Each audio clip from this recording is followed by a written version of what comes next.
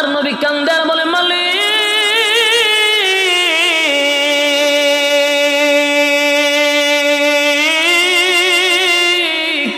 গোটা মক্কার মানুষ আমারে বলে আপনি নাকি আমারে ভুলে গেছেন, ভুলে গেছেন, ভুলে গেছেন।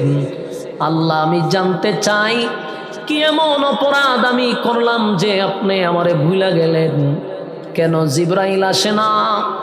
আল্লাহর নবী কাঁদতে কাঁদতে 15 দিন কাঁদলো। কেন জিবরাইল আসে না? কেন জিবরাইল আসে না? হঠাৎ কোন একদিন দেখে জিবরাইল আসছে। আসমান থেকে জিবরাইল নামলো। পয়গম্বর জিবরাইলের কাছে যাওয়ার পরে অভিমান অভিমান অভিমান সুরে আল্লাহর নবী বলেন, জিবরাইল রে, 15 দিন পরে আসতে মন চাইল। গোটা মক্কার মানুষ আমারে কত গালি দেয় রে, আমারে কত মন্দ, কত গালি মন্দ আমারে করলো। আজকে কেন আইলি? এতদিন কেন আসলি না? জিবরাইল কয়, হুজুর, আমি আসতে চাই কিন্তু আমার মালিক আমার আসতে দেয় না। আমি তো আসতে চাই কিন্তু আল্লাহ আসতে দেয় না। আল্লাহর নবী বলেন, জিবরাইল, আমারে মালিক কি সত্যি ভুলে গেছে? মক্কার মানুষ আমারে বলে আল্লাহ নাকি আমারে ভুলে গেছে, আমার রব আমারে ভুলে গেছে। তাহলে কি কথা সত্য? কেন জিবরাইল তোমারে আসতে দিল না? জিবরাইল কই, হুজুর, আমার মালিক আপনারে ভুলে নাই, তবে আজ থেকে 15 দিন আগে 3টা প্রশ্ন আপনাকে করা হইল, সেদিন আপনি উত্তর দিছেন, আগামীকালকে জানাবেন। আমার মালিকের কাছে এই কথাটা মোটেও পছন্দ হয় নাই। আপনি বলছেন আগামীকালকে জানাবেন, আল্লাহর কাছে কথাটা মোটেও পছন্দ হয় নাই। তাই আল্লাহ আয়াত নাজিল করা বন্ধ করছে, কুরআন নাজিল করা বন্ধ করে দিল। আপনি যদি বলতেন আগামীকালকে বলবো ইনশাআল্লাহ, ইনশাআল্লাহ ছেড়ে দেওয়ার কারণে কয়দিন কোরআন নাজিল বন্ধ? কোন জায়গায় 40 দিন, কোন জায়গায় 15 দিন। শুধুমাত্র ইনশাআল্লাহটা না বলার কারণে এখান থেকে উম্মতকে আমার আল্লাহ শিক্ষা দিল রে, উম্মতকে শিক্ষা দিল।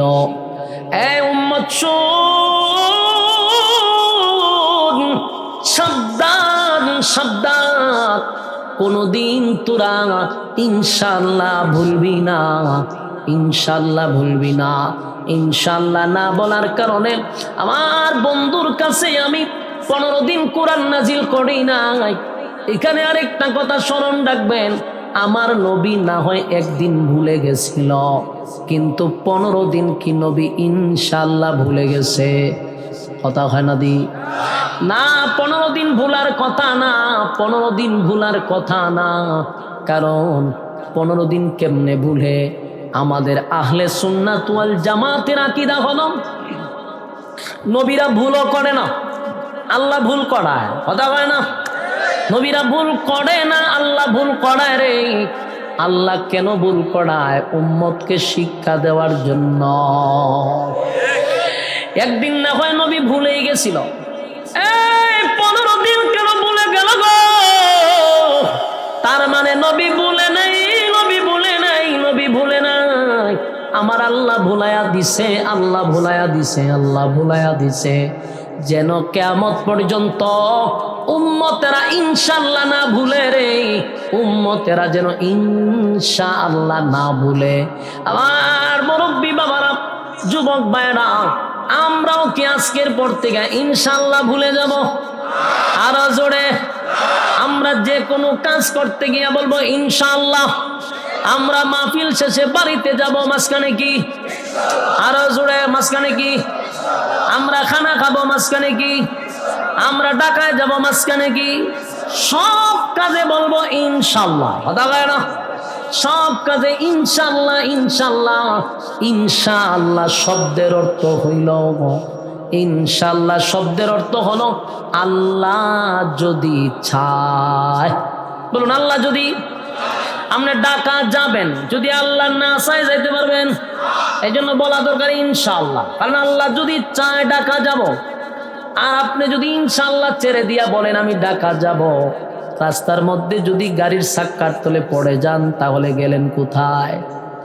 এই জন্য সব কাজে বলবো ইনশাআল্লাহ। আল্লাহ যদি চায়, আপনি চাইলেন তারাখান্দায় যাইতে, কিন্তু আল্লাহ চায় না যাইতে পারবেন। এই জন্য যুবক ভাইরা সব কাজে বলবো ইনশাআল্লাহ। 15 দিন না হয় ইনশাআল্লাহ নবী ভুলে গেছিল, নবীরে ভুলায়া দিছে।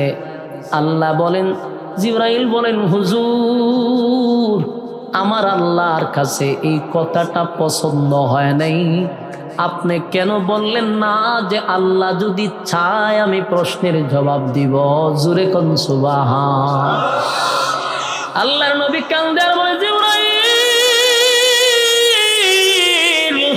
এই কারণে কি আমার মালিক ভুলে গেছে রে?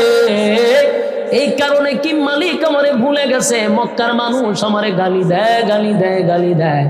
আমার মালিক নাকি আমারে ভুইলা গেছে, আমার মালিক নিয়ে আমারে ভুইলা গেল। আল্লাহর নবীর চোখের পানি একদিন 2 দিন নয়, 15 দিন নবী কাঁদছে রে। আল্লাহ তার বন্ধুর রাগ ভাঙানোর জন্য, বন্ধুর অভিমান ভাঙানোর জন্য, নবীরে খুশি করার জন্য, নবীরে আনন্দ দেওয়ার জন্য আমার আল্লাহ এই মর্মে সূরা দোহা নাজিল করছে। এতক্ষণের আলোচনায় বুঝলেন দোহা কেন নাজিল হইছে? কথা কয় না? আমরা যদি না বুঝেন তাহলে তো আমার চিল্লানি খাও। কথা কি বুঝতেছেন? আওয়াজ কি পর্যাপ্ত পরিমাণ হয়? আমার যুবক ভাইরা তাহলে মনোযোগ দিয়ে শুনেন। এই কারণে নবী 15 দিন কাঁদছে, নবীর মনে কষ্ট, নবী বেতায় ব্যতীত, আল্লাহ সূরা দোহা নাজিল করে বন্ধুরে খুশি করছে। সুবহানাল্লাহ। এই কারণে আল্লাহ সূরা দোহা নাজিল করছে। দোহা নাজিল করিয়া 2টা কসম করছে। জোরে কোন কয়টা? আরো জোরে। 2টা কসম করছে, 2টা কসম। সূরা নাজিল করে আল্লাহ শুরুতেই বলেন ওয়াদ-দোহা, দিনের আলোর কসম। ওয়াদ-দোহা, দিনের আলোর কসম। ওয়াল-লাইলি ইযা সাজা, রাতের অন্ধকারের কসম, রাতের অন্ধকারের কসম। তাফসীর কারকরা বলেন ওয়াদ-দোহার আরেকটা ব্যাখ্যা আছে। ওয়াদ-দোহা, নবী আপনার সুন্দর উজ্জ্বল চেহারার কসম। একটা জবান বন্ধ রাখবেন, আল্লাহু আকবার বলেন। হয় না? আরো জোরে বলেন আল্লাহু আকবার। এই ইমানের আওয়াজ দিয়ে বলেন আল্লাহু আকবার। আমার নবীর কত সম্মান! আল্লাহ বলেন, বন্ধু আপনার সুন্দর চেহারার কসম, চেহারার কসম। আমার নবীর সুন্দর চেহারার কসম করছে আল্লাহ। ওয়াদ-দোহা, সুন্দর চেহারার কসম।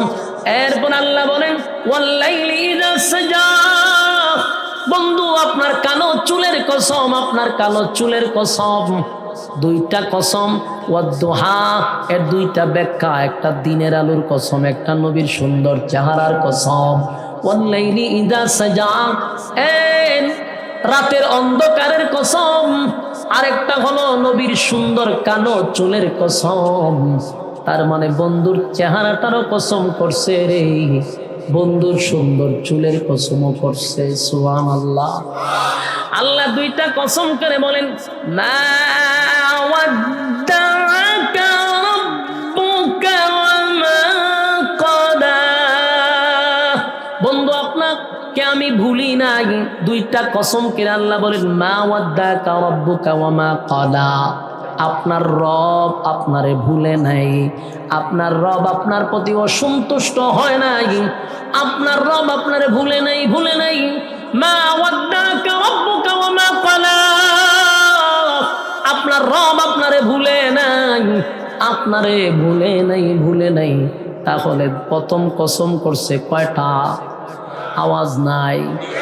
2টা কসম করে আল্লাহ কি কয়? মা ওয়াদ্দাকা রাব্বুকা ওয়া মা ক্বালা, আপনার রব আপনারে ভুলে নাই, ভুলে নাই, ভুলে নাই। এরপর আল্লাহ বলেন ওয়ালাল আখিরাতু খায়রুল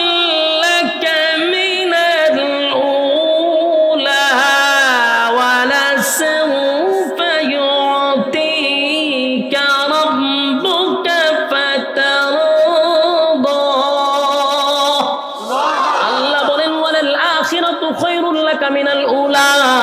আল্লাহ বলেন বন্ধু ওয়ালাল আখিরাতু খায়রুল লাকা মিনাল উলা। দুনিয়ায় আপনারে যা দিছি সব অল্প অল্প অল্প। আপনার দুনিয়ায় যা দিছি স্যাম্পল স্যাম্পল, পরকালে আপনার জন্য গোডাউন রাখছি, গোডাউন হাজার হাজার কোটি গুণ বেশি আপনার জন্য বরাদ্দ রাখবো। সুবহানাল্লাহ। যিনি দুনিয়া বানাইলো, দুনিয়া যিনি বানাইলো তেই মালিক দিয়ে ডাক দেয়া হয় ওয়ালাল আখিরাতু খায়রুল লাকা মিনাল উলা। দুনিয়া কিছুই না, দুনিয়া কিছুই না, আমি আপনার জন্য পরকালে বরাদ্দ রাখছি। বন্ধু আপনারে যা দিছি খুব অল্প দিছি গো, কিন্তু আপনার জন্য আমি পরকালে বরাদ্দ রাখছি। এই মাইক দিয়া ওয়াজ কইরা পরে 3 দিন আমার গলার ট্রিটমেন্ট নেওয়া লাগবে। এক যেমন আছে চলতে দাও, লারাসারি কেড়ে করো, যেমন আছে চলতে দাও। ওয়ালাল আখিরাতু খায়রুল লাকা মিনাল উলা। আল্লাহ কি কয়? দুনিয়া কিছুই না, যা দিছি এটা আপনার অল্প সীমিত, ভাববেন না যে আপনারা দিয়া দিছি। ওয়ালাল আখিরাতু খায়রুল লাকা মিনাল উলা। আমি আল্লাহ আপনাকে যা দিছি অল্প দিছি, কিন্তু বন্ধু আপনার জন্য পরকালে বরাদ্দ রাখছি। আমি প্রথমেই বলছি সূরা নাজিল পড়ে আল্লাহ তার বন্ধুর অভিমান ভাঙাইলো। বন্ধু 15 দিন কাঁদছে, বন্ধুরে খুশি করছে। আপনারা শুধু আয়াতের দিকে একটু লক্ষ্য করবেন। প্রথম 2টা কসমকে আল্লাহ বলেন মা ওয়াদ্দাকা রাব্বুকা ওয়া মা ক্বালা। আপনার রব আপনারে ভুলে নাই, আপনার রব আপনারে ভুলে নাই, ভুলে নাই, ভুলে নাই। আপনার রব আপনার প্রতি অসন্তুষ্ট হয় নাই। এরপর আল্লাহ হয় ওয়ালাল আখিরাতু খায়রুল লাকা মিনাল উলা। বন্ধু আপনারে যা দিছি এর চেয়ে বেশি দিব। এরপর আল্লাহ বলেন ওয়ালা সাউফা ইউতিকা রাব্বুকা ফাতারদা। আল্লাহ বলেন ওয়ালা সাউফা ইউতিকা রাব্বুকা ফাতারদা। বন্ধু চিরেই ও চিরেই ও চিরেই আপনাকে আমি খুশি করব, খুশি করব, খুশি করব। জোরে জোরে করুন সুবহান আল্লাহ। ওয়ালা সাউফা ইউতিকা রাব্বুকা ফাতারদা। ও চিরেই আপনাকে খুশি করব। এই আল্লাহ কেন খুশি করার কথা বললো? কেন মালিক খুশি করার কথা বলছে? তাও ও চিরেই 3টা কারণ তাফসীর কারকরা তখন তুলে ধরছেন। 3 কারণের 1 নাম্বার হলো দুনিয়ার অনেক নেতারা দলের জন্য মাইর খায়, খাইলে পড়ে তার প্রমোশন বাড়ে না কমে? আরো জোরে, বাড়ে না কমে? আওয়ামী লীগের হাতে যেই সমস্ত বিএনপির লোকেরা জনমের মতো মাইর খাইছে, বলুন তো দেখি এদের প্রমোশন বাড়ছে না কমছে? তাদের প্রমোশন বেড়ে গেছে, কারণ দলের কাছে মাইর খাইছে। ঠিক নি কথা হয় না? আমার যুবক ভাইরা লড়াচড়া করতেছেন কেন? আপনারা বিরক্ত লাগতেছে? তাহলে পরবর্তী বক্তা লই আইতেছি। আপনারা খুব বিরক্ত লাগলে আমার ডাবল ডাবল সুবিধা। যুবক ভাইরা লড়াচড়ি করেন যেত, যেটি লড়ে ঠাইনে বয় দেন না কা। এর ভালো না লাগলে বসার দরকার নাই, কিন্তু লড়া সরণ যেত না। কারণ কথা কি একটা আমার মন গড়ে চলতেছে না কোরআন থেকে?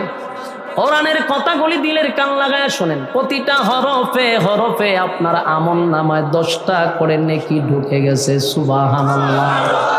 আমার যুবক ভাইরা, কথা যদি হয় কোরআন থেকে, বসে থাকলে কোনো লস নাই, কারণ যতটা আয়াত শুনবেন প্রতিটা হরফে 10টা করে নেকি। আমার যুবক ভাইরা, আল্লাহ রাব্বুল আলামিন বলেন দুনিয়ার নেতারা যদি মাইর খায়, নেতার প্রমোশন বাড়ে। মনে করেন বিএনপি মাইর খাইছে কারাতে, আওয়ামী লীগের কাছে। বিএনপি যদি ক্ষমতায় আসে, যেই নেতারা বেশি মাইর খাইছে ওই নেতাদেরকে পাঠাবে বিভিন্ন দেশে ভ্রমণ করার জন্য। ঠিক নেই?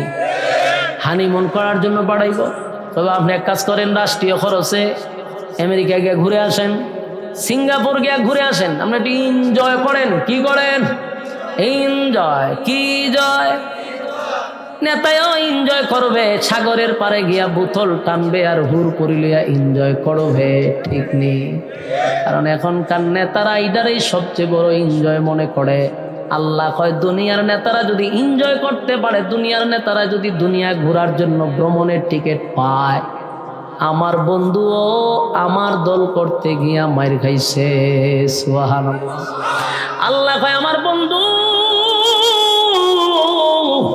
আমার দল করতে গিয়া মাইর খাইছে রে। আমার বন্ধু আমার দল করতে গিয়া গালি শুনছে, রক্তাক্ত হইছে, লাঞ্ছিত হইছে। তাই আমি চাই আমার বন্ধুর প্রমোশন বাড়ায়া দিব, প্রমোশন বাড়ায়া দিব।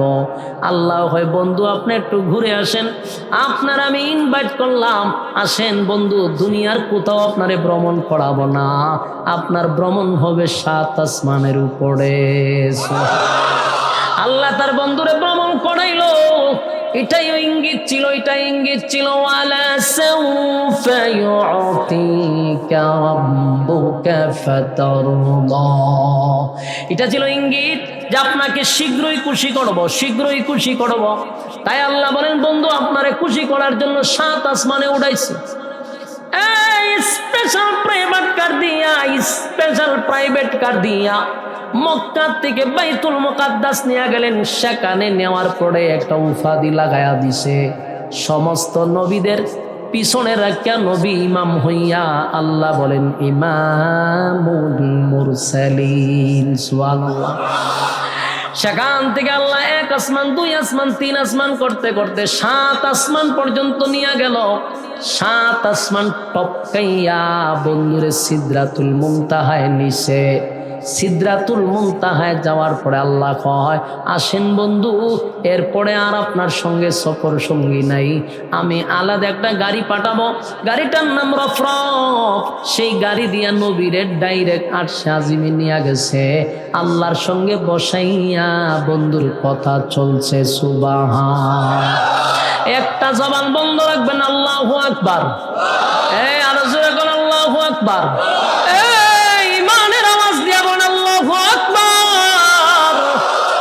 বলেন ওয়ালা সাউফা ইউতিকা রাব্বুকা ফাতারদা। আমি আপনাকে খুশি করব, খুশি করব, খুশি করব, চিরই খুশি করব। তাই তো নবীরে 7 আসমানে উঠাইয়া বন্ধুর সঙ্গে বন্ধুর কথাবার্তা হইল, বন্ধুর সঙ্গে দেখা হইল, জান্নাত দেখাইল, জাহান্নামও দেখাইল। বন্ধুরে জান্নাত জাহান্নাম ভ্রমণ করাইয়া আল্লাহর নবীর সব ভ্রমণ করাইয়া আবার দুনিয়াতে পাঠাইল। নবী যে কাঁদছে 15 দিন। আল্লাহ বলে বন্ধু আমি আপনারে খুশি করে দিলাম। সুবহান। এই যুবক ভাইরা আলোচনা চলতো না বন্ধ হইতো? কারা কারা আছেন হাত তুলে দেখায়া দিই। লিল্লাহে তাকবীর, লিল্লাহে তাকবীর। আর কয়েক মিনিট চলতো নি, হাত নামানকে রাত তোলেন, বলে ইনশাআল্লাহ এই মুনাজাত পর্যন্ত একটা মানুষও মরবেন নাই, মরবে হাত তুলেন। এটা ইনশাআল্লাহ বলছেন, হাত তুলে না লালামাইয়া হাত উঠে এখন বলে ইনশাআল্লাহ। খারুইয়া যারা কিতা ইনশাআল্লাহ আসেনি, বলে আমরা সবাই মুনাজাতের পরে যাব ইনশাআল্লাহ। আকলামায়া কয় লক্ষণ খারাপ রে। কিন্তু আপনারা ওয়াদা করছেন, বলেন কি করছেন? ওয়াদা করে লাইছেন না। এখন ওয়াদা বরখেলাপ করা কিসের খাসলত? মুনাফিকের খাসলত। বলুন কিসের খাসলত? এই মুহূর্তে একটা খালি লড়া দিয়ে উঠবো আর এমনি পিছন দিয়ে স্লোগান দিবেন, বলে কেটা যায় রে, আমি কমো, আপনারা কবেন মুনাফিক যায়। কথা হয় না? একটা ডাইরেক্ট মুনাফিক স্লোগান শুরু হয়ে যাবো। আর কয়েকটা মিনিট আমি কি লম্বা বয়ান করার সুযোগ আসেনি? আমার 1 ঘন্টার মতো হয়ে গেছে, এখন আর কিছু সময় বয়ান করুন। এর ভিতরে আপনারা মনোযোগ দিয়ে কথাগুলি শুনেন। সূরা দুহার এখন সরল তর্জমা চলতেছে। রাজি আছেন ইনশাআল্লাহ? দেখেন আল্লাহ তার বন্ধুরে খুশি করার লাগিয়া, বন্ধুরে আনন্দ দেওয়ার লাগিয়া কোথায় নিছে? 7 আসমান টপকাইয়া আরশে আজিম ভ্রমণ করাইছে। 7টা জাহান্নাম, 8টা জান্নাত সব দেখাইয়া বন্ধুর জন্য সব ঠিকঠাক কইরা এরপরে দুনিয়াত পাঠাইছে। দুনিয়ার নেতারা যেমন ভ্রমণ করে, আমার নবীও ভ্রমণ করছে। সুবহানাল্লাহ। যুবক ভাইরা এখন আসুন, আল্লাহ কয় ওয়ালাল আখিরাতু খায়রুল লাকা মিনাল উলা। যা দিছি এগুলা আপনারে দিলাম মাত্র স্যাম্পল, আপনার জন্য পিছনে আছে গোডাউন। বলুন দুনিয়া কি? স্যাম্পল। বলুন দুনিয়া কি? পরকাল গোডাউন, দুনিয়া স্যাম্পল, পরকাল গোডাউন। চাল কিনতে দেখছেন নি আপনারা? চাল দিয়ে বিক্রি করে বড় বড় দোকানও দেখছেন নি? দেখবেন সামনে এরকম কয়েকটা বাড়ি লয়ে সামনে বইতে, সামনে গিয়ে দুজন বলে ভাই আপনি ভিক্ষা লয়ে বলছেন, ঘটনা কি? চাল আনতাম আছি কিনতাম, আপনি বাড়িতে লয়ে বলেছেন ভিক্ষার মতো। তো দেখবেন মালিক আপনারা কইব তোর কয় টন লাগবে, আমারে কয় টন, কয় টন লাগবে? এটা যা দেখতেছো এটা স্যাম্পল, স্যাম্পল। পিছনে আমার গোডাউন, ঠিক আছে? পিছনে আমার গোডাউন, তোর এটা স্যাম্পলের না। দুনিয়ার যত নাজ নিয়ামত যা কিছু দেখি এটি পরকালের একটা স্যাম্পল। পরকালে দুনিয়ার একটা স্যাম্পল, পরকালে হইল গোডাউন, গোডাউন। সুবহান। দুনিয়াতে আমরা বসছি একটা ছোট্ট মাহফিলে, নিজের হাতে বাঁশ লাগাইলাম, বাতি জ্বালাইলাম, মাইক লাগাইলাম, ওয়াজ করতেছি, বক্তায় একজন ঠান্ডা ওয়াজ কইরা আপনারা বসাইতেছি, কোরআন তেলাওয়াতে একজনই করছি। এটা একটা স্যাম্পল। জান্নাতেও মাহফিল হবে, সেদিনের সেই প্যান্ডেল আমি আপনি বানবো না, ফেরেশতারা বানাইব। প্যান্ডেলটা হবে স্বয়ং আল্লাহর নূর দিয়া, প্যান্ডেল হবে নূর দিয়া, স্টেজ হবে নূর দিয়া। আর আল্লাহ বলেন এক একটা চেয়ার এক একটা শ্রোতার জন্য দেওয়া হবে, একটা চেয়ারের পায়ার সমতুল্য তামাম পৃথিবী বিক্রি করলেও হবে না। সেখানেও মাহফিল হবে, সেখানেও মাহফিল হবে। দুনিয়ার মাহফিল গুলাতে যারা মনোযোগ দিয়া কোরআনের কথায় গুরুত্ব দিছে তাদের জন্য আছে জান্নাতের মাহফিল। আবার কিছু ভাইয়েরা শাসটলে বৈশা বৈশা ওয়াজ শুনতেছে, ঠিক না? সেখানে কি রহমত নাজিল হয়? এই জায়গাতে বসার যে ফজিলত আর গুরুত্ব, সেখানে এই গুরুত্ব পাওয়া যাবে না। এখানের ওয়াজ আপনাকে সেখানে হেদায়েত দিবে না। তাই প্যান্ডেলে বসাটা হলো উত্তম। আল্লাহ কয় জান্নাতের ভিতরে আমি আল্লাহ তোমাদের জন্য মাহফিল করব, যদি দুনিয়ার মাহফিল গুলা তোমরা মনোযোগ দিয়া শোনো। সেদিন তেলাওয়াত করবে হযরত দাউদ পয়গম্বর, তেলাওয়াত করবে হযরত পয়গম্বর আমাদের নবী, তেলাওয়াত করবে আল্লাহ নিজে। তাহলে ওই মাহফিলও যাইতে গেলে এই মাহফিলে মনোযোগ দিয়া শোনার দরকার আছে না নাই? আমার যুবক ভাই একটু মনোযোগ দিয়া শুনি। আল্লাহ বলেন ওয়ালাল আখিরাতু খায়রুল লাকা মিনাল উলা। আপনার জন্য বরাদ্দ আছে, ওয়ালা সাওফা ইউতিকা রাব্বুকা ফাতারদা। আপনাকে খুশি করব। খুশির আরেকটা কারণ হতে পারে মক্কা বিজয়, খুশির আরেকটা কারণ হতে পারে সুপারিশ। কিয়ামতের মাঠে নবী সুপারিশ করবে। এরপর আল্লাহ বলেন বন্ধু, এরপর আল্লাহ বলেন আলাম ইয়াজিদকা ইয়াতীমান ফাআওয়া। এখন আল্লাহ বলে আলাম ইয়াজিদকা ইয়াতীমান ফাআওয়া। বন্ধু আপনি কি এতিম ছিলেন না? আমি আল্লাহ কি আপনারে আশ্রয় দেই নাই? প্রশ্ন হলো আল্লাহ নবীরে এই কথাটা কেন বললেন? আলাম ইয়াজিদকা ইয়াতীমান ফাআওয়া। বন্ধু আপনি তো গরিব ছিলেন, আপনি তো ইয়েতিম ছিলেন, আমি তো আপনার আশ্রয় দিছি।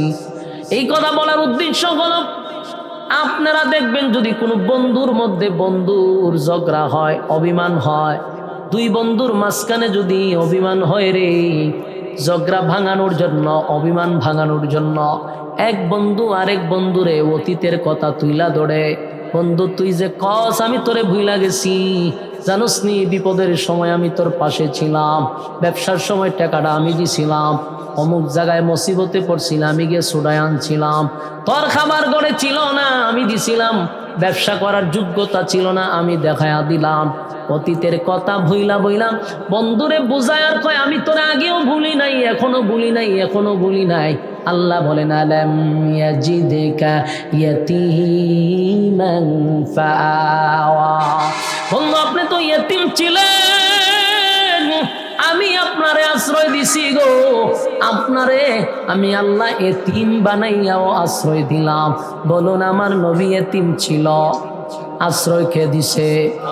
আল্লাহ বলেন আমি আপনাকে আশ্রয় দিলাম। ওয়াজাদাকা দাল্লান ফাহাদা। আল্লাহ বলেন আপনি পথহারা অবস্থায় ছিলেন, আমি আপনাকে পথ দেখায়া দিছি। এটার ব্যাখ্যা হলো, যেই ছেলেটা ইয়েতিম হয়, মা নাই, বাবা নাই, দাদা নাই, দাদি নাই, নানা নাই, নানি নাই, এমন একটা লোক কি কোনোদিন সমাজে প্রতিষ্ঠিত হইতে পারে? না, হতে পারে না। কারণ এতিম বাচ্চাদের যদি গার্জিয়ান না থাকে, তারা কে লেখাপড়া করাবে, তারা কে শিক্ষা দিবে? অনাথ হয়, অধিকাংশ বাচ্চাগুলি ঠুকায় হয়, হিরুঞ্চি হয়, কারণ তাদের পিছনে গার্জিয়ান না থাকার কারণে পথভ্রষ্ট হয়ে যায়। আল্লাহ কয়, বন্ধু আপনি এতিম ছিলেন, আমি আপনাকে আশ্রয় দিছি। আপনি পথ হারা অবস্থায় ছিলেন, আমি আল্লাহ আপনাকে পথ দেখায়া দিছি।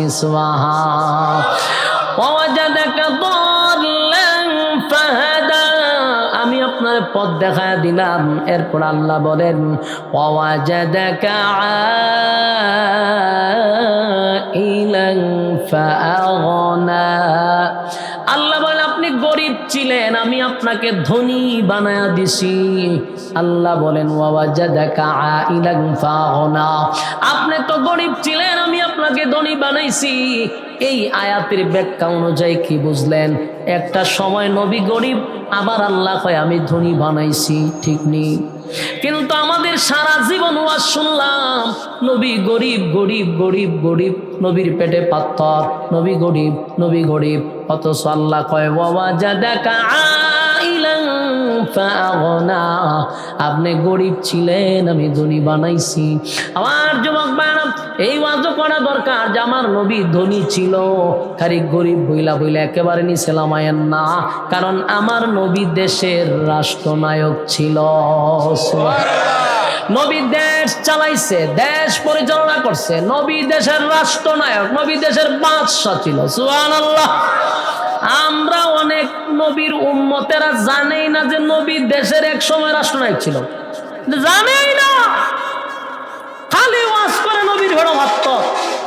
আর এই ওয়াজ রামবামরা এমন ভাবে খাইছে, হুজুররা রাজনীতি করলে কয় রে রাজনীতি করুম আমরা, হুজুররা থাকবো মসজিদ মাদ্রাসাত, মানুষ মরলে জানাজাত, মিলাদ, এটা থাকবো হুজুররা। হুজুররা কেন রাজনীতি করত? এই কথাটা বলার সাহস পায় কেন? আমরার মতো কিছু কাঠমৌলবীর কারণে। আমরা ওয়াজটার দৈরি কই নবীর ভেড়ো ভাত, নবী গরিব আসিন, নবীর পাঞ্জাবি বিছেদা ভাসটা জোড়াতালি আসিন, ইতা কই ইমোশনাল কইরা সব রাম বামরে ওয়াজ মস্ত করে এত রাখছে। আর এই ওয়াজটা করে না যে আমার নবী দেশের প্রেসিডেন্ট ছিল। যদি ওয়াজ বেশি বেশি সমাজে চলতো, কসম খোদা আজকে রামবামরা আলেমদেরকে এই কথা বলতো না যে হুজুররা রাজনীতি পাইছে কই। কারণ আমরা এই কথা তাদের কান পর্যন্ত পৌঁছাইতে আমরা ব্যর্থ হয়েছি। আমরা শুধু ফেড়ে ফাত্তরের ওয়াজ করছি, পাঞ্জাবিতে তালি দেওয়ার ওয়াজ করছি, রাষ্ট্র পরিচালনার ওয়াজ আমাদের জবান থেকে বন্ধ হয়ে গেছে। শুধু রাসূল রাষ্ট্র চালান নাই, হযরত আবু বকর দেশ পরিচালনা করছে, উমর দেশ পরিচালনা করছে, উসমান দেশ পরিচালনা করছে, আলী দেশ পরিচালনা করছে, আলীর ছেলে দেশ পরিচালনা করছে। আমরারে হয় রাজনীতি পাইছি কো, এটা তো হাস্যকর। আমরা জিগামু হেতারারে তোরা রাজনীতি পাইছ তো, এটা আমরা জিগামু, উল্টা আমরা জিগা রাজনীতি পাইছ তো। আচ্ছা, আমরা না একটা উত্তর দিব যে আমরা রাজনীতি পাইছি কোরআন থেকে, রাজনীতি শিখছি সরাসরি রাসূলুল্লাহর কাছ থেকে। বাতিজা তোরা রাজনীতি পাইছ তো, অন্তরা দেখো বলতে পারবে না, কিন্তু আমরা ওইটা বললে তো এরা রাজনীতি কোথা থেকে পাইছে? এরা রাজনীতি হইল ফেরাউনের কাছ থেকে, এদের রাজনীতি হইল গিয়া ওই নমরুদের কাছ থেকে, এদের রাজনীতি সাজ্জাদের কাছ থেকে, এদের রাজনীতি আবু জাহিল্লার কাছ থেকে। ঠিক কিনা বলে? কারণ যে যেই নেতার অনুসরণ করে তার প্রভাব তার উপরে পড়ে। দেখবেন এদের আলচা, এদের আচার ব্যবহার, এদের চলাফেরা কোনো মানুষের খাতার উপরে না। বাস্তব বলছি না বাস্তব? এরা মানুষ মারতে 1 মিনিট দেরি করে না, এরা মানুষের উপরে জুলুম করতে দেরি করে না। 16 বছর আমরা দেখতে দেখতে দেখতে এই পর্যন্ত দাঁড়াইছি যে এরা রাজনীতি 100% ফেরাউনের থেকে শিখছে। ফেরাউন মানুষ মারতো, নমরুদ মানুষ মারতো, সাজ্জাদ মানুষ মারতো, আবু জাহিল মানুষ মারতো, এরাও এই খাম করে। বাতিজা কোনোদিন আমরার সামনে কই না যে রাজনীতি পাইছো কো, ডাইরেক্ট জিজ্ঞাসা তারা রাজনীতি পাইছো কো, তারা গুড়া করতে গা উত্থান করতে গা আমারে কও। আমরা একটা সীমা আছে, কোরআন সুন্নাহ, কোরআন সুন্নাহ। কোরআনে পাইছি, রাসূল থেকে রাজনীতি শিখছি। কথা কয় না? ওয়াজাদাকা আইলান ফাগনা। আল্লাহ কয় আপনারে গরিব থেকে আমি ধনী বানাইছি, আমরা কেন শুধু গরিবের ওয়াজ করব, ধনীর ওয়াজ কেন করব না? যেটি করে না এটাও দালাল। এরা সত্যটাকে গোপন করতে চায়। আজকে আমরা এই অবস্থা দেখতে দেখতে ইসলামের 12টা আমরা বাজাইছি। আমরা আজকে মাদ্রাসায় একটা ইঞ্জিনিয়ারের ছেলে ভর্তি করতে চায় না, ডাক্তারের ছেলে ভর্তি করতে চায় না, শিল্পপতির ছেলে ভর্তি করতে চায় না। আমাদের এই গরিবী অবস্থা দেখে দেখতাম ইসলামটারে গরিব বানাইতে বানাইতে বানাইতে একবারে নেমে ইসলাম আলিছি। কেন? আমার শান শৌকত, আমার চলাফেরা দেখে শিল্পপতির ছেলে বাধ্য হবে মাদ্রাসায় পড়াইতে। তা আমরা রাখছে হুজুর আইন বলে কি আব্বা মিলেছিলাম নিচে জানা যাক হুজুর 40 দিন পর আবার আইন। কেন? পড়াইতাম কোরআনের পরে 40 টাকা, জানাজাত পড়াইলে দিয়ে কিছু টাকা। নাউজুবিল্লাহ নাউজুবিল্লাহ, এগুলা আমাদের কাজ না। বলুন, এগুলো আমাদের কাজ না। ইমাম শব্দের অর্থ হলো নেতা। নেতা ইমাম বিচার করবে। একটা মসজিদের ইমাম গ্রামের শালিস্তিকা নিয়ে হাইকোর্ট পর্যন্ত সব জায়গায় ইমামের দায়িত্ব। ইমাম যদি বিচার করত, আজকে গ্রামের মধ্যে মানুষ টাকার অভাবে গরিব মানুষ বিচার থেকে বঞ্চিত হতো না। কারণ যাদের কাছে বিচারের জন্য যায় অধিকাংশ সুদখোর আর ঘুষখোর আর বেনামাজি, বেপরদা, জেনাখোর, বদমাশগুলি হয় সমাজের মাতব্বর আর সর্দার। এদের কাছ থেকে আপনি কি বিচার পাবেন? এত নিজেই বাটপার, এত নিজেই মানুষের হক নষ্ট করে রাখছে, এর কাছে আপনি কি বিচার পাবেন? বাস্তব কইছি না অবাস্তব কইছি? সত্য কইছি না মিথ্যা কইছি? আমার কথার মধ্যে কি কোনো ভুল আছে? কথা না, গরিব সমাজে বিচার পায় না। বাস্তব না বাস্তব? আরো জোরে। সত্য কথা বলে যাই, মন দিয়ে শোনেন সবাই। সত্য কথা বলে যাই, মন দিয়ে শোনেন সবাই। এই সমাজের কোনো কাজে শান্তি তো ভাই মোটে নাই। এই সমাজের কোনো কাজে শান্তি তো ভাই মোটে নাই। সত্য কথা বলে যাই, মন দিয়ে শোনেন সবাই। এই সমাজের কোনো কাজে শান্তি তো ভাই মোটে নাই। অফিস আদালতে বাইরে ঘুষ বিনা চলে না কাম। ঘুষ পাইলে সব সারেরা বলে না সে নইল কাম। ঘুষ না দিলে আদালতে বাইরে, ঘুষ না দিলে আদালতে মেলে না গরিবের ঠাই। এই সমাজের আদালতে গরিব দুঃখীর বিচার নাই। এই সমাজের আদালতে গরিব দুঃখীর বিচার নাই। ঠিক নেই? কথা হয় না? বিচার ভাইব কেমনে? যারা বিচার করে এরা কি আসলে ইনসাফওয়ালা বিচারক? তো জান তো বেইনসাফিওয়ালা বিচারকের কাছে। আর যুবক ভাইরা, ইনসাফওয়ালা বিচারকের কাছে গেলে বিচার পাবেন। আল্লাহ কয়, দুনিয়ার জমিনে যারা বেইনসাফি বিচার করছে, কিয়ামতের কঠিন ময়দানে আমি আল্লাহ হব ইনসাফওয়ালা বিচারক। সেদিন বেইনসাফি বিচারক সব ধরা পড়ব। কথা ঠিক নেই? সম্মানিত শুধু এরপরে আয়াতে আল্লাহ বলেন, ওয়াজাদাকা আইলান ফাআগনা, আপনি গরিব ছিলেন, ধনী বানাইছি। সুবহানাল্লাহ। ফাআম্মাল ইয়াতীমা ফালা তাকহার, আল্লাহ কয় আপনি এতিম ছিলেন, তাই এতিমের প্রতি আপনি কঠোর হইয়েন না। বলুন, এতিমের প্রতি কি হইতো না? আরো জোরে কর। পৃথিবীর মধ্যে সবচেয়ে বড় এতিম আমার নবীর চেয়েও বেশি কেউ ছিল না। তাই আল্লাহর নবী বলেন, যারা এতিমরে আদর করবে, এতিমের মাথায় হাত বুলাইয়া দিবে, ওয়াদা দিলাম জান্নাতের ভিতরে আমি আর নবী তাদের মধ্যে পার্থক্য থাকবে এতটুকু। সুবহানাল্লাহ। যারা এতিমদের মাথায় হাত বুলাইয়া দিবে, এতিমের হক নষ্ট করবে না, এতিমের মুখে খাবার তুলে দিবে, রাসূল বলেন আমার সঙ্গে তারা জান্নাতে থাকবে। তাই এতিমের সাথে জুলুম করা যাবে না। এতিমের সম্পদ আপনি আত্মসাৎ করবেন না। আপনার ভাতিজা হোক, আত্মীয় হোক, তার প্রাপ্য তাকে বুঝাইয়া দেন। এতিম বলে ভাইয়ের সম্পদ আপনি আত্মসাৎ করতে পারেন না, ভয়ঙ্কর রূপ ধারণ করবেন। এতিমদের প্রতি যত আপনার মহব্বত বাড়াইবেন, রাসূলের সাথে আপনার তত মহব্বত বেড়ে যাবে। তাহলে আমরা আগে দাওয়াত বন্ধ করতে হইব। আমরার বাপ দাদার ধর্মটারে আমরা টিকায় রাখতে হইব। তো তারা করলো কি, একটা টকশুতে বসে, টকশুতে আবু তালেবরে রাখছে। কারণ উনি তৎকালীন সময়ের সর্দার ছিল, পাওয়ারফুল একজন নেতা ছিল। টকশোতে ওনারা রাখার পরে বলল যে শুনেন, আপনি হলেন মোহাম্মদের চাচা এবং আপনি তার গার্জেন, আপনি তারা লালন পালন করছেন, আমরা তারে মহব্বত করি, ভালোবাসি, আমরা তার কথা মানি, তারে আল আমিন উপাধি দিছি, সবচেয়ে ভালো মানুষ হিসাবে তারা আমরা জানি এবং মানি। কিন্তু ইদানিং যে উনি আমাদের ধর্ম বাদ দিয়া উনি একত্ববাদী খুদার দাওয়াত দিয়ে বেড়াচ্ছে, এতে আমাদের ধর্মের মধ্যে আঘাত পড়তেছে, আমাদের সমাজে ফাটল সৃষ্টি হচ্ছে। আমরা চাই আর একটা সমাধান। মোহাম্মদ কি চায়, কি চায় আমরা সব দিব। তার আবদার কি, তার চাহিদা কি আমাদেরকে বলুক, আমরা তার চাহিদা পূরণ করব। এই ঘটনা শোনার পরে বলল যে আমরা তার একটা অফার দেই। দেখেন আপনার বাতিজা রাজি হয়নি, বলে কি অফার? অফার হইল আমরা তারে রাজত্ব দিব,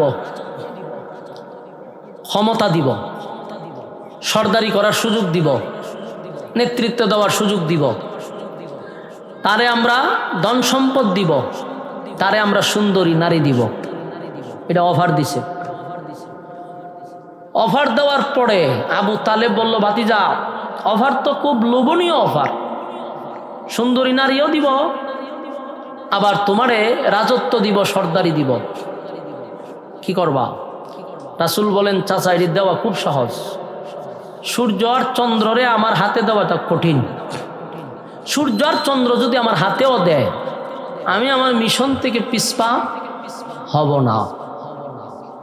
মক্কার মানুষ বুঝতে পারছে যে লোভ দেখায় লাভ নেই। এখন তারা কি করবে? আবার একটা বৈঠকে বসছে। বসার পরে রাসূলকে অনেকগুলো প্রশ্ন করছে, কিন্তু রাসূল উত্তর দেয়। কিন্তু রাসূল যখন তাদেরকে প্রশ্ন করে, এরা আর উত্তর দিতে পারে না। তারা কিন্তু রাসূলের সামনে যায় মক্কার সমস্ত বুদ্ধিজীবীরারে একত্রিত হইয়া, যত বুদ্ধিজীবী আছে মক্কার সবগুলারে বাচ্চা বাচ্চা নিছে। বুদ্ধিজীবী বুঝুননি? আমার কথা কয় না, দিই না, বুঝলে আমি শিখাইয়া দিই। 16 বছরের আপনারা বুদ্ধিজীবী দেখছেন না আওয়ামী লীগের? একটা নাম আছিল শাহরিয়ার কবির উর্ফে মুরগি ছোড়া। এরে চিনেননি? এরে তৎকালীন সময়ের সরকার বলতো যে একটা বুদ্ধিজীবী, মুরুখ কিভাবে চুরি করতে হয়, কেমনে সাপ্লাই দিতে হয়, সব বুদ্ধি এর কাছ থেকে নিত। এর নাম আছিল বুদ্ধিজীবী। এরকম আরো অনেক বুদ্ধিজীবী ছিল, সবগুলারই মাথার চুল আসিল না। বুদ্ধি বেশি তো মাথার চুল তাহে না, গুথাইয়া সব তুইলা লায়। তো এই তৎকালীন সময়ে যে বুদ্ধিজীবী ছিল, ওই আবু জাহেলদের যুগে ওই রকম বুদ্ধিজীবী আছে। সব বুদ্ধিজীবী লইয়া রাসূলের সামনে যায়, কিন্তু এখানে গিয়ে আর কথা আসে না, আটকা পড়ে যায়। কারণ রাসূলের কাছে যে এলেম, এটা হলো আসমানি।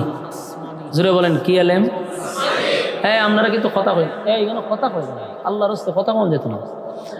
খুব মনোযোগ দিয়ে শোনেন। রাসূলের সামনে গিয়া তারা আর কি করতে পারে না, কথা বলতে পারে না। এর একটা এক্সাম্পল দেখেন। বাংলাদেশে টকশো দেখছেননি টিভিতে? 5-6টা নাস্তিক থাকতো, একজন আলেমকে ইনভাইট করত, পরিকল্পিতভাবে কৌশলে আলেমদেরকে বেজ্জতি করার জন্য তারা টকশোতে নিত। 5-6টা নাস্তিক বসে থাকতো, একজন আলেমরে নিত। আল্লাহর কি কুদরত, 5টা-6টা নাস্তিক মিললাও একজন আলেমের সাথে পারে নাই। আপনারা ঠিক কইলো ঠিক, না কইলো ঠিক, আপনারা যেভাবে কইতেছেন বোঝা যায় আমি মিথ্যা কথা কইতেছি। চার্জ দিয়া দেখবেন টকশোতে। আমাদের শাখাওয়াত হোসেন রাজি সাহেবের টকশো দেখছেন? ঠান্ডা মাথায় মাইট দেয়, 5-6টা মিললে ওনারা ধরে, উনি ঠান্ডা মাথায় একটা মাইট দেয়, জায়গা ছুঁজে বসে থাকে। আর এনায়তুল্লাহ আব্বাসী সাহেবের তো চিনে নেই, উনি একেবারে উলঙ্গ করায় ছেড়ে দেয়। ওনার একটু মেজাজ গরম তো, একেবারে খাফরটা খুললে ছেড়ে দেয়। 5টা-6টা বইল পারে নাই। মুরগি সুরার মুসু স্টপ সাইন্না তুল্লা লাইছে এই এনায়তুল্লাহ আব্বাসী সাহেব, সব মুস তুল্লা লাইছিল। আর একটু সময় থাকলে উপায় আসিল না। এটা আমি অ্যানালাইজ করে দেখলাম যে মক্কার বুদ্ধিজীবীরাও রাসূলের সামনে গেলে কথা বলতে পারতো না, আটকা যেত। ইদানিংয়ের যত আবু জাহেলের উত্তরসূরি ছিল, তারাও আলেমদের সামনে বসলে আটকা পড়ে যেত। কেন? এই আলেম হলো আসমানি, এই আলেম হলো। তো মক্কার মানুষ রাস্তা তাইসা বলতে চাইছে, ঘটনাটা কি? বলে কি? বলে আমরা যতবার গেলাম মুহাম্মদের সাথে সাক্ষাৎ করার জন্য, বারবার আমরা প্রশ্ন করি, সে টাস টাস করে উত্তর দেয়, আর আমাদেরকে যে প্রশ্ন দেয় আমরা জাগাতেই আটকা পড়ে যাই। উত্তর দিতে গেলে লজ্জা, কোনোভাবেই তার সঙ্গে কুলাইয়া উঠতে পারি না। কারণটা কি? তো এদের মধ্যে একজনে বলতেছে, আমরা আজীবন যদি ওনার সাথে সামনে বসে কথা বলি, কোনোদিন আমরা বিজয় লাভ করতে পারবো না। কেন? কারণ ওনার কাছে যে এলেম এটা আসমানি, ওনার কাছে যে এলেম এটা কি, আর আমাদের কাছে যে এলেম এটা জাগতিক। তো মক্কার মানুষ বলল, তো আসমানি হোক আর যাটাই হোক আমরা তো জিততেই হইব, বারবার আমরা হারুম নাকি? কত হলে একটা কাজ করো, আসমানি এলেমওয়ালা লোক কোথায় আছে হায়ার করে আনতে হবে, আইনা টক শুতে বসাইতে। গোটা মক্কায় তালাশ করছে, কিন্তু আসমানি কোনো এলেমওয়ালা লোক নাই। মদিনায় গিয়া দেখে অভাব নাই। মদিনায় গেছে 450 কিলোমিটার দৌড়াইয়া গিয়া, সেখানে গিয়া দেখে তাওরাতের আলেমের অভাব নাই, পণ্ডিত বড় বড় তাওরাতের আলেম। এরার কাছে গিয়া বলল যে দেখেন আমরা 450 কিলোমিটার দূর থেকে আসছি, বারাক্রান্ত মন নিয়ে অনেক কষ্ট লইয়া আসছি আপনাদের কাছে, আমরা খুব কষ্টে আছি। বলে কেন?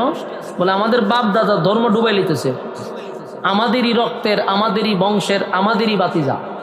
বলে ঘটনাটা কি? বলে ঘটনা রইল, আমরা তারে খুব মহব্বত করি, কিন্তু সে ইদানিং নিজেকে রাসূল দাবি করে এবং আমরার দাওয়াত দেয় একত্ববাদী খোদার। আমরা এতগুলা খোদা থাকতে উনি আমরা একটা খোদার দাওয়াত দেয়, এটা আমরা মাইনে নিতে পারতেছি না, এবং আমরা ওনার সাথে কথা বলেও পারি না, বারবার লজ্জিত হই, বারবার আমরা হেরে যাই।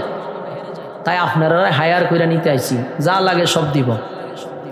তাওরাতের আলেমরা তাওরাতের ফাঁসাইয়া কয়েছে, ঠিক আছে আমরা প্রশ্ন করি, আপনারা উত্তর দিয়েন। যার কথা বলতেছেন তার বংশটা কি কুরাইশ বংশ? এরা সবাই চাইয়া হ কুরাইশ বংশ। তা আবার কিতাবের চাইয়া কয়, ঠিক আছে তাহলে ওনার নাম কি? মোহাম্মদ। হ মোহাম্মদ। বাবার নাম কি? আবদুল্লাহ ছিল। বলে হ। দাদা কি? Abdul Muttalib. বলে হ। একটা যখন খোয়া শুরু করছে এর আলী হ হই করে, শেষে ওই ঘটনা কিরি আমরা আসার আগে দিয়ে ওনার সব তত্ত্ব এরা জানে। তখন তাওরাতের আলেমরা বলল, আমাদের যাওয়ার কোনো দরকার নেই, আমরা এই লোকের অপেক্ষায় ছিলাম। এই আপনারা ফুলাভান্ডির কথা বন্ধ করেন, এখানে আশেপাশে তো কথা না হয়। বলে আমরা তো কিতাব কইলা বসে রয়েছি যে যার কথা তোমরা বলতেছো উনি যে পৃথিবীতে আসবে এটা তো আমরা আগের থেকেই জানি এবং আমরা ওনার অপেক্ষায় আছি। কিন্তু আমরা এখন বুঝলাম যে উনি অলরেডি পৃথিবীতে চলেও আসছে, নবুয়ত পেয়েও গেছে। বলতেছে তোমরা কত বড় কপাল, তোমরা কত বড় কপাল, তোমরা তার কাছে কালেমা পড়ে ঈমান আনো না কেন? এরা হয় ঘটনা কিতা আইলাম যে কারণে, এই কারণ বাদ দিয়া উল্টা হয় কালেমা পড়তাম। হয় শুনেন আমরা এই লোকের অত্যাচারে অতিষ্ঠ। বলে কেন? কারণ আমরা বাপ দাদা ধর্মের 12টা বাজতেছে, আপনারা আমাদের সঙ্গে চলুন, যা লাগে তা দিব। তাওরাতের আলেমরা বলেন কখনো সম্ভব না। তবে আমরা একটা কাজ করতে পারি, 3টা প্রশ্ন বইলা দিই, এটা ওনারা জিগায়েন। এই 3 প্রশ্নের জবাব কোনো নবী রাসূল ছাড়া পৃথিবীর কেউ দিতে পারবে না। আর যদি উনি 3 প্রশ্নের জবাব দেয়, আপনাদের উচিত কালেমা পড়া ওনার উপরে ঈমান আনা। সুবহানাল্লাহ আসেনি? মক্কার মানুষ চিন্তা হলো ঘটনাটা কি? আমরা এলাম দুঃখ প্রকাশ করালে, উল্টা এরা আমরা কালেমা পড়ে ঈমান আনতাম। মনের কষ্ট মনে লইয়া 3 প্রশ্ন লইয়া গেছে মক্কায় গিয়া রাসূলের কাছে গেছে। আবার ওই সব বুদ্ধিজীবী রাসূল দিকে, আপনারা সবাই আসছেন, ঘটনা কি? বলে আমরা আইছি তোমার সাথে একটা সমঝোতা করার লেগে, আমরাও চাই তুমি আমার বাতিজা, একই বংশের একই রক্তের, চাই তোমার কালেমাটা আমরা। যারা আসছে এরা মক্কার সব বড় বড় মাতা, এটি যদি কালেমা পড়া লায় তাহলে বাধা দেওয়ার আর কেউ নেই। রাসূল খুব খুশি হয়েছে, বললো কোনো অসুবিধা নাই, বলেন 3 প্রশ্ন বলেন। এরা 3টা প্রশ্ন করছে। রাসূল বলল আমি আগামী কালকেই 3 প্রশ্নের জবাব দিয়া দিব। সুবহানাল্লাহ। এরা চলে গেছে, কিন্তু গঠন হইল আগামী কালকে 3 প্রশ্নের জবাব রাসূল দিতে পারল না। কেন পারল না? জিবরাইল আসে নাই। আল্লাহর রাসূল তো নিজের থেকে কোনো কথা বলতেন না, আল্লাহ যা জানাইতো হুমা কথা দিয়ে হয় না, আল্লাহ যা জানাইতো নবী তা বলত। কিন্তু জিবরাইল আসে নাই, তাই নবী 3 প্রশ্নের জবাব দিতে পারে নাই। পরের দিন এরা আসছে পরে রাসূল বলেন আজকেও হবে না, আগামীকালকে। এর পরের দিনও জিবরাইল আসে না। 3 দিন 4 দিন 5 দিন 6 দিন জিবরাইল আসেই না। মক্কার মানুষ 3-4 দিন ধৈর্য ধরছে, এরপরের থেকে শুরু করছে এরা সমালোচনা, গালমন্দ, চতুর্দিক দিয়া গালিগালাজ শুরু করছে। আচ্ছা কন্ত দেখি, আপনারা যে মসজিদের ইমাম সাহেব, আপনারা কোনো মুসল্লি যদি হুজুরের কাছে একটা মাসলা নিয়ে আসেন, আয়সা যদি হুজুর এই মাসলাটা দেন তো হুজুর আপনারা বললো আগামীকালকে বলবো, আপনি চলে গেছেন, আগামীকালকে আসছেন, হুজুর আজকে প্রশ্নটা বলেন, হুজুর কইছে এরপরের দিন বলবো, এরপরের দিন আছেন কইছেন এরপরের দিন বলবো, আপনার মেজাজ গরম হইবনি? কথা হয় না? আপনি গিয়ে কি করবেন? দোকানে, বিভিন্ন শ্বাসকলে, বাড়িতে, ঘরে মানুষের গিয়ে কইবেন যে আমরা যেটা ইমাম সাহেব রাখছে অনর্থক অনর্থক বেহুদা, বেচারা কোনো খামেরই না, খালি খায় আর ঘুমায় আর বেতন নেয়, এলেম খালাম কিচ্ছু নাই। 3টা প্রশ্ন করছিলাম, বেচারা পারছে না, খরবনি সমালোচনা।